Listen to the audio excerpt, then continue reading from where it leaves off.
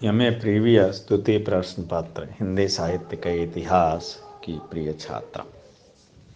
आज चर्चा करेंगे हम भक्ति आंदोलन में निर्गुण भक्ति शाखा के दूसरे भाग प्रेमाश्रयी शाखा के, जिसमें खास करके सूफी दर्शन होता है। सूफी दर्शन के संबंध में भक्ति आंदोलन के स्वरूप की चर्चा करते हुए मैंने यह बताया था कि यह मूलतः इस्लाम से निकला था और इस्लाम की कुछ बातों से असहमत होने के कारण इसके अनुयायी अरब देशों से भगाए गए और वो दुनिया के विविध देशों में फैले, जिसका नतीजा कि ये अनेकानेक देशों में प्रेम का संदेश लेकर के चले। उन्हीं में से एक देश अपना देश अर्थात भारत भी था और वो भारत में आए। भारत तक आते आते वो 4 शाखाओं में विभाजित हो गए, जिनमें दार्शनिक मतवाद की थोड़ी सी बस भिन्नता थी, परंतु मूल दर्शन एक ही था।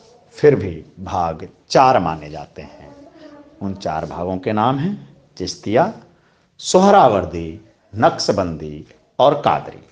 फिर से इसको सुन लो, चिश्तिया, सोहरावर्दी, नक्शबंदी और कादरी। हम राजस्थान के लोग जानते हैं कि चिश्तिया संप्रदाय की सर्वाधिक महत्वपूर्ण दरगाह अजमेर में स्थित है, जहां पर देश विदेश के बहुत सारे लोग आते हैं। हमारा उद्देश्य नहीं है, अभी हमारा उद्देश्य सूफी दर्शन को स्पष्ट करना है और स्वरूप के संदर्भ में थोड़ी सी मैंने चर्चा की थी। आज हम व्यापक चर्चा करेंगे क्योंकि हमें इसी विषय पर बात करना है। सूफी दर्शन यह मानता है कि इश्क मजाजी द्वारा ही इश्क हकीकी की प्राप्ति हो सकती है। इश्क अर्थात प्रेम। इश्क मजाजी का मतलब हुआ इसी लोक का प्रेम। इश्क हकीकी, इश्क मतलब पुनः वही प्रेम, और हकीकी मतलब ईश्वरीय या आध्यात्मिक प्रेम। तात्पर्य यह हुआ कि इसी लोक के प्रेम के द्वारा पारलौकिक अथवा आध्यात्मिक प्रेम की प्राप्ति की जा सकती है, उसकी सिद्धि की जा सकती है। इस सिद्धि की दृष्टि से सूफी संप्रदाय में एक अवधारणा विकसित की गई कि यह प्रेम यहीं पर जीव और ब्रह्म के बीच का प्रेम होगा। इसके लिए उन्होंने ब्रह्म अर्थात हक के प्रतीक के रूप में स्त्री को चुना। वह स्त्री परम सौंदर्यशाली है, यानी इस सृष्टि जगत की नियंता है, लेकिन इसकी एक खास बात यह है कि जो भी जीव या बंदा आया उसके लिए अलग अलग हक है, अलग अलग ईश्वर है। जो आवश्यकता इस बात की है, यानी कि हर जीव को उसका हक या ईश्वर नहीं मिल सकता है। आवश्यकता इस बात की है कि वह जीव या बंदा अपने हक की पहचान करे, यानी ईश्वर की पहचान करे। जब वह पहचान करेगा तो अपने आप उसमें ऐसा वैराग्य भाव आ जाएगा कि उसकी प्राप्ति के निमित्त वो निकल पड़ेगा और अनेक संघर्षों को प्राप्त करते हुए वह उसको पालेगा और पाने के बाद वो पुनः कुछ और परीक्षाएं देगा और उन परीक्षाओं में उत्तीर्ण होने के बाद वो दोनों ही फना होंगे, यानी पवित्र होंगे और आध्यात्मिक मिलन, आध्यात्मिक प्रेम, एक दूसरे में एकमेक होने के अधिकारिणी बन जाएंगे। इस कथा को ध्यान में रखते हुए हिंदी में कई पुस्तकें लिखी गईं जो हिंदी साहित्य के इतिहास में अपना अत्यंत महत्वपूर्ण स्थान रखती हैं।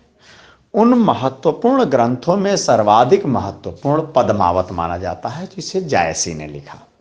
दूसरा अखरावट भी उन्हीं में आता है, इसे भी जायसी ने भी लिखा। मंझन की मधुमालती भी इसी में आती है, कुतुबन की मृगावती इसी में आती है, आदि अनेक रचनाओं की सूची हिंदी साहित्य के इतिहास की किसी भी किताब को उठा लो उसमें मिलेगी, जिसमें इस प्रेम का वर्णन मिलेगा। सर्वाधिक महत्वपूर्ण और उल्लेखनीय रचना साहित्यिक दृष्टि से पद्मावत को ही माना जाता है, इसलिए हम आज सूफी दर्शन को समझने के लिए पद्मावत का ही सहारा लेंगे। सूफी दर्शन पहली बात तो यह कहता है कि इसी लोक में एक स्त्री और एक पुरुष का जन्म होता है। स्त्री हक अर्थात ईश्वर के प्रतीक के रूप में होती है और बंदा जीव के रूप में होता है। दोनों ही एक दूसरे के रूप से पूरी तरह अनजान होते हैं, इसलिए इस दुनिया के सुखों को ही वास्तविक सुख मानकर वो जीते रहते हैं। पद्मावत की कथा यह बताती है कि इस रूप में दो पात्रों, हम साहित्यिक दृष्टि से पात्र शब्द का प्रयोग कर रहे हैं, का जन्म हो चुका होता है, जिसे हम दार्शनिक दृष्टि से जीव और ईश्वर कह सकते हैं। एक चित्तौड़ के राजकुमार रत्नसेन और दूसरा सिंघल द्वीप की राजकुमारी पद्मावती। दोनों ही जन्म ले रहते हैं, राज परिवार से होते हैं और राज परिवार के अपने सुख हैं, उन सुखों के कारण को प्राप्त करके सुखी जीवन व्यतीत करते हैं। अब कहानी आगे बढ़ती है। इधर रत्नसेन का विवाह अत्यंत रूपवती इस कन्या, जैसा कि राजकुमारों के साथ सामान्यतः होता है, नागमती से हो जाता है। नागमती अत्यंत रूपवती है, रत्नसेन बहुत सुंदर है, राजाओं के क्रिया व्यापार के अनुरूप वह सारे कार्य करता है, युद्ध करता है, शिकार खेलता है, रनिवास में रमण करता है, जनता का दरबार लगाता है, लोगों के दुख सुख सुनता है आदि है, जो भी राजा करते हैं, जो इतिहास के आख्यान परक वर्णन में तुमने राजा के संबंध में सुना है। कुल मिलाकर के राजा सुखी। इस बीच इधर सिंघल द्वीप के अर्थात जो जिसे आज श्रीलंका कहा जाता है, वहां की राजकुमारी पद्मावती होती है। उसके पास एक परम ज्ञानी तोता होता है, जो उसका मूलतः हर प्रकार का सलाहकार होता है।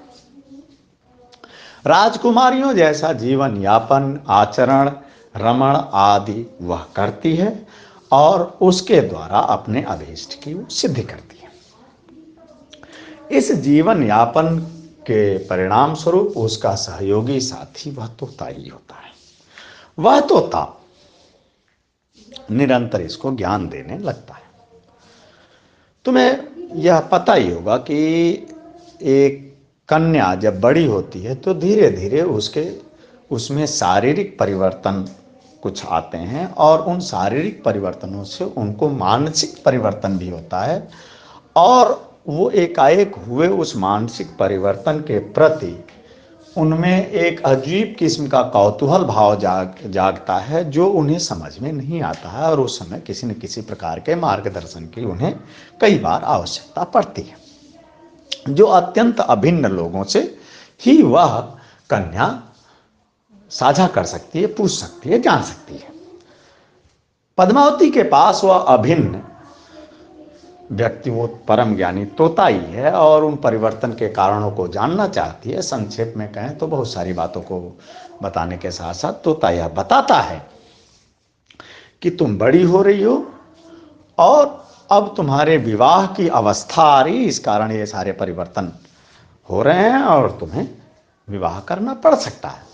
जैसे ही सिंघल द्वीप नरेश को इस बात का ज्ञान होता है कि तोता यह बात उनकी कन्या अर्थात राजकुमारी को समझा रहा है, उन्हें अपने बेटी से बहुत ज़्यादा प्यार होने के कारण तोते के प्रति क्रोध आता है, क्योंकि यदि वह राजकुमारी विवाह कर लेती है तो राजा को यानी अपने पिता को छोड़ करके चली जाएगी, और पिता को शंका होती है कि वह उसको स्नेह प्रदान करने से, उसको प्रेम करने से वंचित रह जाएंगे। इसलिए उनको ये लगता है कि भाई यह तोता इसको भड़का करके मुझसे अलग न करे। इस चेतना से संपन्न होने के कारण राजा उससे मरवा डालना चाहता है। पद्मावती उस तोते को बचा तो लेती है, लेकिन तोता इतना ज्ञानी है जो यह समझ लेता है कि अभी तो जान बच गई, लेकिन राजा के क्रोध का एक बार भाजन बनने के बाद निरंतर जान बचे रहना संभव नहीं है। ऐसी स्थिति में एक दिन वह तोता वहां से पद्मावती को छोड़कर उड़ जाता है। सूफी कवियों की एक खास विशेषता यह है कि दार्शनिक तत्वों के निरूपण के संदर्भ में भी व्यवहारिक धरातल की सच्चाइयों की उपेक्षा वो नहीं करते। तोता परम ज्ञानी है, वो मन के अंतरतम के भावों को जानता है, शास्त्र को जानता है, जीव और ईश्वर के भेद को जानता है, लेकिन लोक व्यवहार के कारण कैसे निपटा जाए यह बात तोता नहीं जानता है। इसलिए तोता जब उस सुरक्षित वातावरण से ठेठ व्यवहारिक दुनिया में उतरता है तो वह उतना सफल नहीं हो पाता। वह तोतों के झुंड में जाकर के मिल तो जाता है, लेकिन अनुभव के आधार पर अर्जित जो ज्ञान है उसके कारण वह उतना जीवन में सफल नहीं हो पाता जितना झुंड में शामिल अन्य तोते होते हैं। जहां तोतों का वह झुंड होता है जिसमें कि यह तोता जिसका नाम हीरामन होता है वह है, उसी के नीचे बहेलिया उन तोतों के लिए दाना डालता है, एक जाल बिछाता है जिससे कि तोते उस दाने पर आए और उनको वो पकड़ सके। बाकी अनुभवी तोते यह समझ सकते हैं कि यह बहेलिए की चाल है, वो समझ जाते हैं और वहां से वो उड़ जाते हैं, इसको भी सलाह देते हैं, लेकिन ये नहीं समझता, ये उतर जाता है और उस जाल में फंस जाता है। वह बहेलिया जब इस तोते को पकड़ लेता है तो यह तोता बोलना शुरू करता है, क्योंकि ये ज्ञानी है, तो उसकी इस प्रतिभा से वह बहेलिया अति प्रसन्न हो उठता है और उसको लगता है कि इस तोते को बाजार में बेचने के बजाय सीधे दरबार में ले जाएं तो राजा इस तोता के गुणों को पहचान कर उसे बहुत अधिक मूल्य प्रदान कर सकता है। इस चेतना से संयुक्त होने के बाद वह बहेलिया उस हीरामन तोते को रत्नसेन के दरबार में लेकर जाता है और उसके गुणों की प्रशंसा करता है।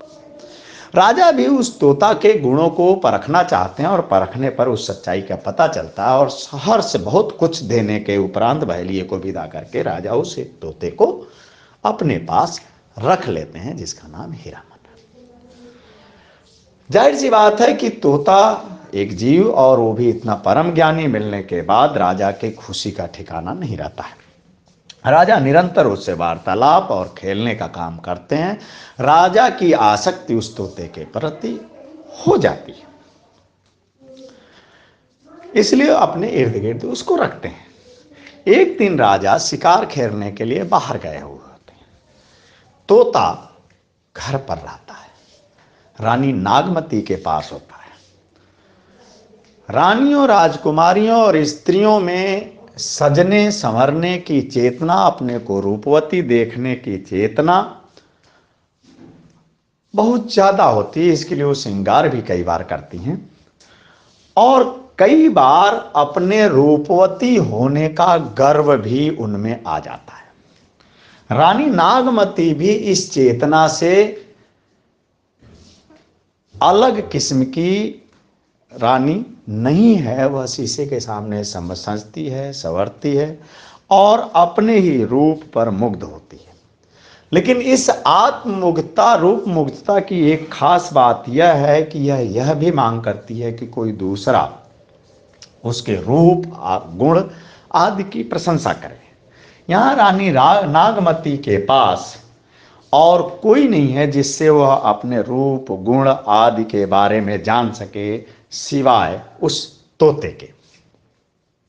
रानी नागमती पुनः उस तोते से ही पूछ लेती है कि आखिर तुम ही बताओ कि यह रूप जो मेरे पास है, ऐसा रूप और किसी स्त्री के पास है क्या? गर्व की भागती ये होती है कि उससे ऊपर, उससे ज्यादा सुंदर और कोई स्त्री है क्या, हो सकती है क्या? जाहिर सी बात है तोता झूठ नहीं बोलता है। तोता उसके रूप की प्रशंसा तो करता है, लेकिन साथ ही साथ यह बताता है कि हे महारानी, आपसे भी ज्यादा रूपवती एक स्त्री है, उस स्त्री का नाम पद्मावती है और वह पद्मावती सिंघल द्वीप की राजकुमारी है। बस इतना ही। आगे की यह दार्शनिक कथा बाद।